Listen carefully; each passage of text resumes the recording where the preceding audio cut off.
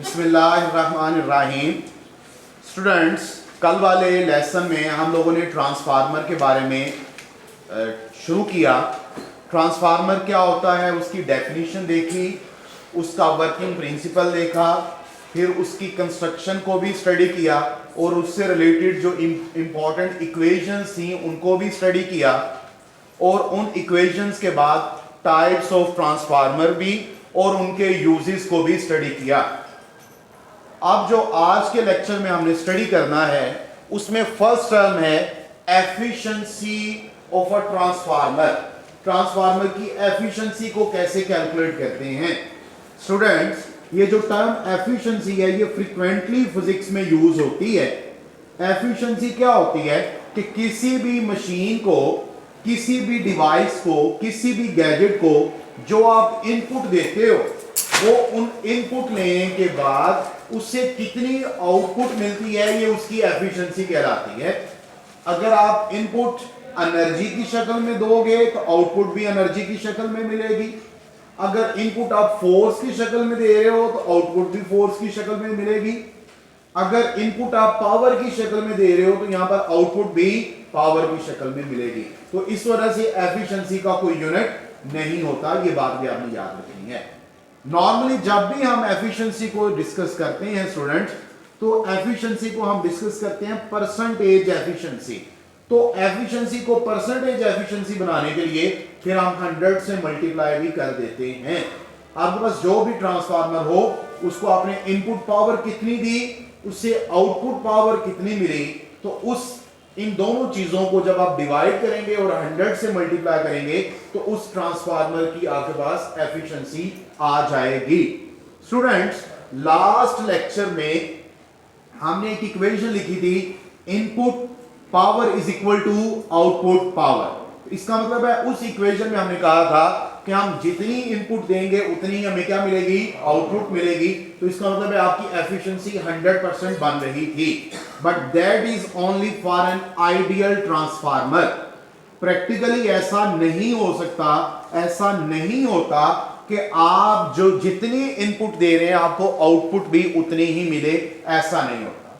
तो ट्रांसफार्मर में एनर्जी या पावर कह लीजिए, पावर के लॉसेस होते हैं, यकीनी तौर पर होते हैं due to some different reasons.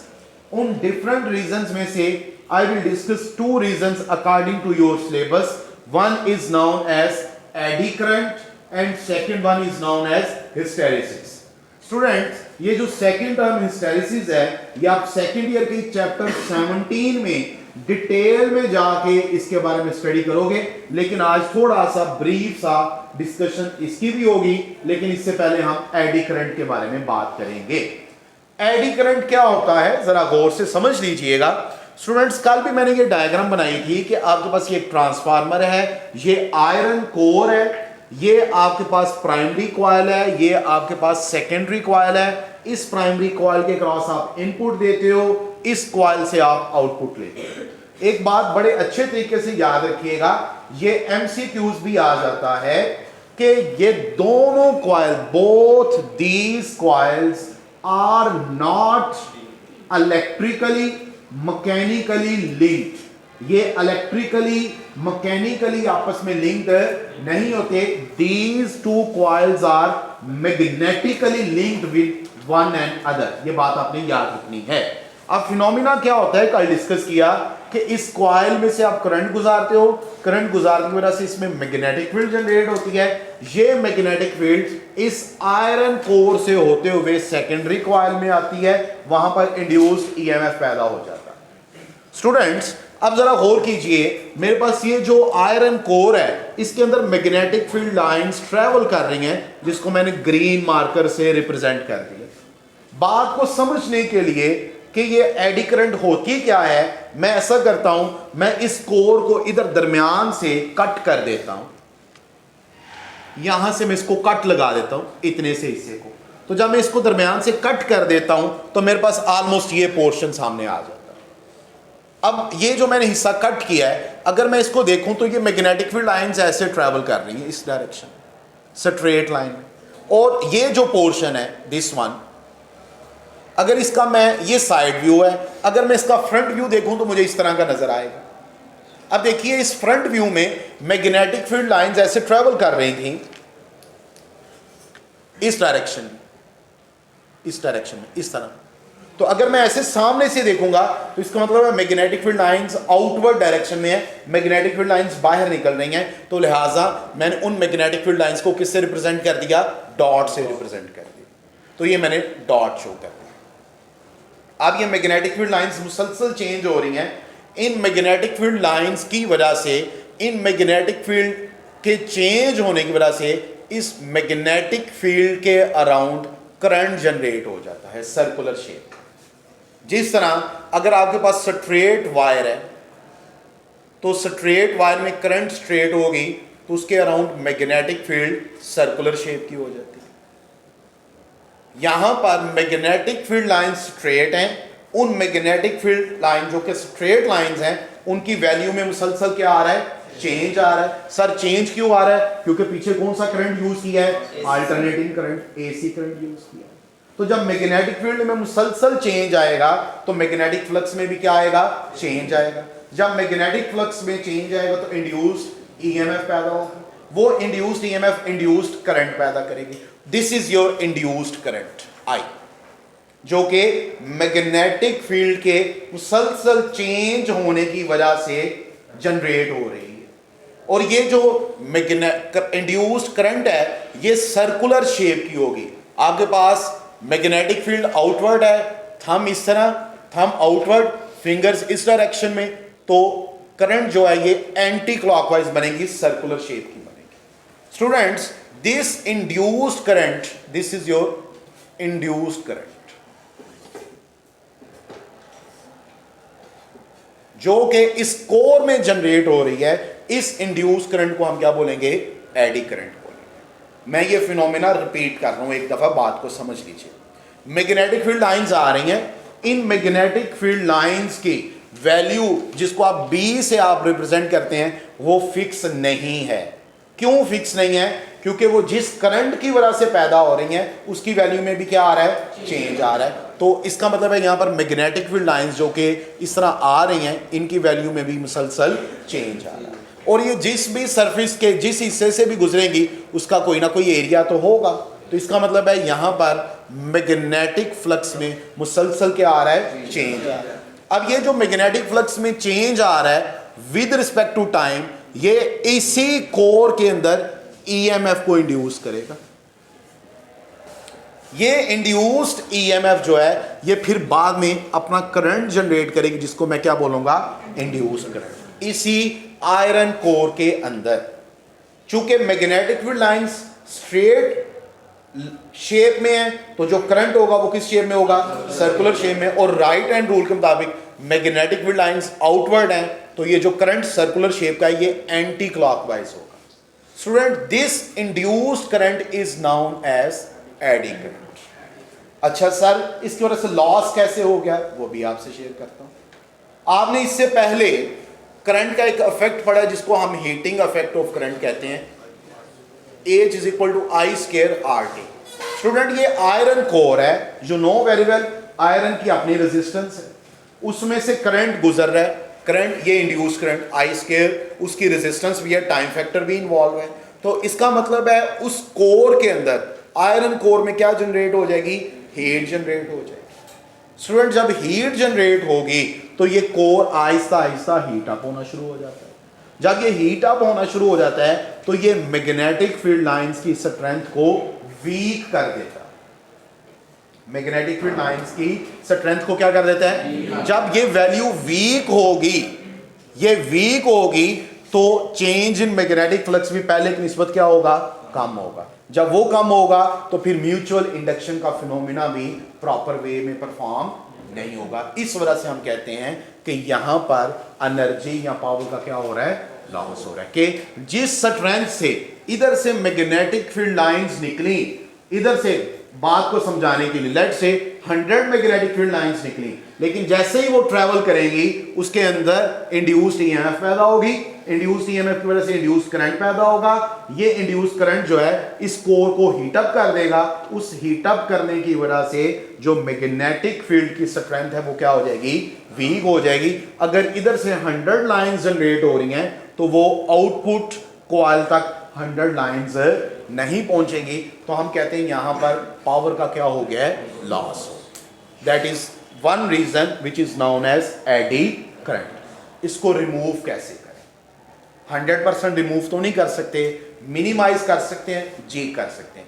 कैसे करें आपसे ये अर्ज करता हूं मैं। इसका हल ये निकाला गया कि बजाय इसके कि आप पूरी की पूरी मोटी शीट, इतनी मोटी शीट आयरन कोर की ले लें, हम इतनी मोटी शीट लेने की बजाय हम इसकी स्ट्राइप्स बना लेते हैं, ये छोटी छोटी ऐसे,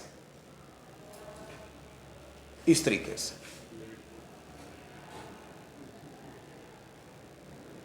इस तरीके से ये पूरे का पूरा। इसके एग्जांपल मैं ऐसे दिया करता हूं, जरा बुक दिखाइएगा प्लीज। बेटे ये आपके पास एक बुक है, ठीक है। फर्ज कीजिए ये वाला हिस्सा ये आपको नजर आ रहा है, दिस वन, इतना मोटा सा थिकनेस इसकी, तो इसमें एडी करंट जनरेट हो रही थी, एडी करंट की वजह से लॉस आ रहा था। तो अब मैंने क्या किया कि बजाय इसके कि आयरन का इतना मोटा सा पीस ले लूं, मैं ऐसे करता हूं कि आयरन की छोटी छोटी पट्टियां या पतरियां बना लेता हूं, स्ट्रिप्स बना लेता हूं। मसलन ये आपका एक पेज जो है ये आयरन की एक स्ट्रिप है, ये दूसरा पेज दूसरी है, ये तीसरा पेज तीसरी है, और इस तरह मैंने बहुत सी आयरन की पतरियां ली, स्ट्रिप्स ली, और उनको मिला के इतना मोटा कोर बना। मोटाई वही है लेकिन अब मैंने उसकी क्या ले ली है, स्ट्रिप्स ले ली, और हर आयरन की एक स्ट्रिप और दूसरी स्ट्रिप के दरमियान मैंने लैमिनेशन कर दी। मसलन एक ये पेज है, दूसरा ये पेज है, पहला पेज लिया, लैमिनेशन की, फिर दूसरा पेज लिया, फिर लैमिनेशन की, फिर तीसरा पेज, फिर लैमिनेशन की, चौथा पेज, मतलब स्ट्रिप्स के ऊपर हमने क्या कर दी, लैमिनेशन। लैमिनेशन करने का क्या फायदा होगा कि इसमें जनरेट होने वाला करंट इधर नहीं जाएगा, उधर जनरेट होने वाला करंट आगे नहीं जाएगा, मतलब जिस स्ट्रिप के अंदर करंट जनरेट हो रहा है वो उसी के अंदर रहेगा, एक से दूसरी जगह पर ट्रैवल नहीं करेगा। एक तो ये फायदा है। दूसरा, मैंने इतनी मोटी थिकनेस लेने की बजाय मैंने जब स्ट्रिप्स ले ली तो मुझे बताइए मैंने एरिया उसका क्या कर दिया है, कम करा। एरिया क्या कर दिया। अब बेटा मैग्नेटिक फील्ड लाइंस तो वैसे ही जा रही हैं, क्योंकि मैग्नेटिक फील्ड लाइंस को तो टोटल उतनी ही सरफेस मिल रही है, लेकिन ये जो करंट जनरेट हो रही है मेरा भाई, इस करंट ने जनरेट होकर सर्कल में घूमना था। तो अब मैंने क्या कर दिया है, मैंने ये करंट सर्कल ही छोटा कर दिया। लेट से मैंने इतनी सी स्ट्रिप बना दी, ये छोटी सी। अब वो डॉट ग्रीन कलर का तो आपको नजर आ रहा है मैग्नेटिक फील्ड, लेकिन उसकी वजह से जो करंट जनरेट होना था, करंट ने अगर पहले घूमने के लिए इतनी जगह ली तो मैंने ये जगह कम कर दी, इतनी सी मैंने कर दी। तो अब करंट को सर्कुलेट करने के लिए पहले जितना एरिया अवेलेबल है नहीं, क्योंकि जगह बड़ी कम हो गई है। तो उस वजह से करंट जनरेट तो होता है लेकिन फटाफट जनरेट होकर क्या हो जाता है, वैनिश हो जाता है। इस तरीके से जब करंट जल्दी जल्दी खत्म हो जाएगा तो करंट की वैल्यू भी वीक हो जाएगी। जब करंट की वैल्यू वीक होगी तो बेटा हीट भी वो कम जनरेट करेगा। तो इस तरीके से हम जो हीट लॉस है या जो एडी करंट की वजह से जो लॉस है उसको हम क्या कर देते हैं, मिनिमाइज कर देते हैं। बेटा जीरो तो नहीं होता लेकिन वो मिनिमम। Is that clear? ये समझ आई बात सबको? कोई मसला तो नहीं है इसमें? अच्छा, अब आज ये है हमारे पास हिस्टेरेसिस। हिस्टेरेसिस को मैं डिटेल में इधर डिस्कस नहीं करूंगा, चैप्टर 17 में ज्यादा डिटेल में हम डिस्कस करेंगे। लेकिन एक छोटी सी बात आप समझ लीजिए स्टूडेंट्स, जब आप मैग्नेटिक फील्ड की बात करते हो ना, हर फील्ड का मटेरियल के साथ इंटरेक्शन जो है ना वो डिफरेंट तरीके से होता है। एक तो ये डिपेंड करता है आपके पास फील्ड कौन सी है, दूसरा ये डिपेंड करता है मटेरियल कौन सा है। इलेक्ट्रिक फील्ड का भी मटेरियल के साथ इंटरेक्शन है, इलेक्ट्रोमैग्नेटिक वेव्स का भी इंटरेक्शन है, मैग्नेटिक फील्ड का भी इंटरेक्शन है। स्टूडेंट्स, फर्ज कीजिए ये आपके पास एक मटेरियल है और यहां से मैग्नेटिक फील्ड लाइन जा रही है, इस मटेरियल में से गुजरेंगे। तो जब मैग्नेटिक फील्ड का मटेरियल के साथ इंटरेक्शन हम स्टडी करते हैं ना, तो बेसिकली हम तीन तरह के मटेरियल्स को स्टडी करते हैं। उनकी आगे फर्दर टाइप्स भी हैं लेकिन फिलहाल तीन तरह: diamagnetic materials, paramagnetic materials and ferromagnetic materials. मैं डायामैग्नेटिक और पैरामैग्नेटिक को फिलहाल थोड़ी देर के लिए साइड पे कर रहा हूं, मैं जा रहा हूं फेरोमैग्नेटिक मटेरियल, और ये भी हमने चैप्टर 17 में डिटेल में पढ़ना है। स्टूडेंट्स, फेरोमैग्नेटिक मटेरियल्स के अंदर ये एबिलिटी है कि ये मैग्नेटिक फील्ड को बहुत अच्छे तरीके से रिसीव करते हैं, बल्कि मैग्नेटिक फील्ड को स्ट्रॉन्ग कर देते हैं। जो मैग्नेटिक फील्ड लाइंस आ रही होती हैं, जब वो फेरोमैग्नेटिक मटेरियल में से गुजरती हैं तो उसको स्ट्रेंथ को वो बढ़ा देते हैं, उसको स्ट्रॉन्ग कर देते हैं। डायामैग्नेटिक मैग्नेटिक फील्ड को रिपेल कर देते हैं, मैग्नेटिक फील्ड के साथ इंटरेक्ट ही नहीं करते। पैरामैग्नेटिक सेम बिहेवियर ऑलमोस्ट, लेकिन जो फेरोमैग्नेटिक मटेरियल्स हैं वो ज्यादा उसको वेलकम करते हैं। जब मैग्नेटिक फील्ड लाइंस एक मटेरियल में से गुजरती हैं, अगर ये डायामैग्नेटिक मटेरियल है तो ये उनको नहीं गुजरने देता, उनके साथ इंटरेक्ट ही नहीं करता। अगर ये पैरामैग्नेटिक मटेरियल है तो मैग्नेटिक फील्ड लाइंस जब इसमें से गुजरती हैं तो जितनी देर तक मैग्नेटिक फील्ड लाइंस इसमें से गुजर रही होती हैं, ये मटेरियल उतनी देर तक ये भी मैग्नेट बन जाता है, और इसको कहते हैं कि मटेरियल मैग्नेटाइज्ड हो गया। क्या हो गया है? और जब मैग्नेटिक फील्ड लाइंस गुजरना रुक जाती हैं तो हम कहते हैं अब ये मैग्नेट नहीं रहा, हम कहते हैं ये डीमैग्नेटाइज्ड हो गया। बेटा क्या हो गया? अच्छा, अब अगर आपके पास फेरोमैग्नेटिक मटेरियल है, आपने मैग्नेटिक फील्ड लाइंस इसमें से गुजारी, जब मैग्नेटिक फील्ड लाइंस इसमें से गुजारते हैं तो ये मटेरियल अपने आप को मैग्नेटाइज कर देता है। इसके अंदर ये एबिलिटी है कि ये फिर से अपने आप को क्या कर देता है? मैग्नेटाइज कर देता है। और फेरोमैग्नेटिक मटेरियल में ये खूबी भी है कि अगर मैग्नेटिक फील्ड लाइंस गुजरना बंद भी हो जाए तो ये बड़ी देर तक अपने आप को क्या किए रखता है? मैग्नेटाइज किए रखता है। कितनी देर तक किए रखता है? डिपेंड करता है मटेरियल कैसा। तो ये फौरी तौर पर डीमैग्नेटाइज नहीं होता, बल्कि इस तरह के मटेरियल को डीमैग्नेटाइज करने के लिए हमें फिर करंट देना पड़ता है। जिस डायरेक्शन में आपने पहले मैग्नेटिक फील्ड गुजारी है, अब उसकी ऑपोजिट डायरेक्शन, तो ऑपोजिट डायरेक्शन में गुजारेंगे तो वो डीमैग्नेटाइज होगा खास वैल्यू पर जाके। एक डायरेक्शन में अगर मैग्नेटाइज हो रहा है तो दूसरी डायरेक्शन में वो डीमैग्नेटाइज होगा, लेकिन फौरी नहीं होगा, खास टाइम के बाद होगा। इसके पीछे डिटेल फिनोमेना हम चैप्टर 17 में पढ़ेंगे। स्टूडेंट, ये जो मटेरियल है ना, आयरन कोर, ये हमने फेरोमैग्नेटिक मटेरियल लिया हुआ है क्योंकि ये मैग्नेटिक फील्ड को स्ट्रॉन्ग करता है, और हम चाहते हैं कि मैग्नेटिक फील्ड की स्ट्रेंथ ज्यादा अच्छी रहे, क्योंकि सारे का सारा फिनोमेना उसी पर बेस कर रहा है। एरिया को तो बेटा मैं चेंज नहीं कर सकता ना, जो कोर एरिया, जो कॉइल एरिया, उसका एरिया तो वही। तो अब जब इस मटेरियल में से मैग्नेटिक फील्ड लाइंस गुजरती हैं तो ये मटेरियल मैग्नेटाइज हो जाता है। अब बेटा मैंने पीछे यूज किया एसी करंट। कौन सा करंट यूज किया है? अब एसी करंट मेरा भाई ऐसा है जिसका मैग्नीट्यूड भी चेंज होता है और पोलैरिटी भी चेंज होती है। अगर पहले सपोज फर्स्ट हाफ साइकिल में राइट से लेफ्ट जा रहा है तो नेक्स्ट हाफ साइकिल में लेफ्ट से राइट जाए, पोलैरिटी रिवर्स होती है। इसका मतलब ये हुआ कि अगर अपर हाफ साइकिल के दौरान मटेरियल मैग्नेटाइज होगा तो लोअर हाफ साइकिल के दरमियान वो क्या होना शुरू कर देगा? डीमैग्नेटाइज। फिर मटेरियल मैग्नेटाइज, फिर डीमैग्नेटाइज, फिर मैग्नेटाइज, फिर डीमैग्नेटाइज। तो बेटा इस मैग्नेटाइजेशन और डीमैग्नेटाइजेशन के दौरान मटेरियल में एनर्जी का लॉस होता है, क्योंकि मटेरियल खुद से मैग्नेटाइज या डीमैग्नेटाइज तो नहीं हो रहा, उसको करना पड़ता है। तो इस दौरान भी एनर्जी का क्या होता है? लॉस होता है, पावर का लॉस होता है। एनर्जी को with respect to time discuss करेंगे तो पावर बन जाएगी। तो बेटा ये जो लॉस होता है मेरा भाई, इसको हम क्या बोलते हैं? हिस्टेरेसिस। बेटा क्या बोलते हैं? मटेरियल मैग्नेटाइज हुआ, मैग्नेटाइजेशन और डीमैग्नेटाइजेशन, मैग्नेटाइजेशन और डीमैग्नेटाइजेशन, इस प्रोसेस के दौरान जो एनर्जी या energy with respect to time के तो पावर कह लें, जो लॉस होता है that is known as hysteresis loss. तो ये वाला लॉस भी इधर एग्जिस्ट करता है। अच्छा, इसको कैसे मिनिमाइज किया जाए? इसको हम ऐसे मिनिमाइज करेंगे कि हम ऐसा फेरोमैग्नेटिक मटेरियल चूज करते हैं जिसमें आप यूं समझ लीजिए ऐसा मटेरियल लेंगे जो जल्द ही मैग्नेटाइज हो जाए और जल्द ही क्या हो? डीमैग्नेटाइज।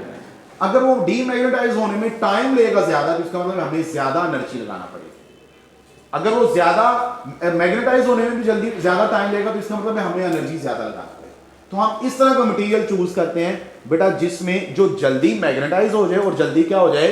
डीमैग्नेटाइज। तो इस तरीके से हम इस लॉस को भी मिनिमाइज कर सकते हैं।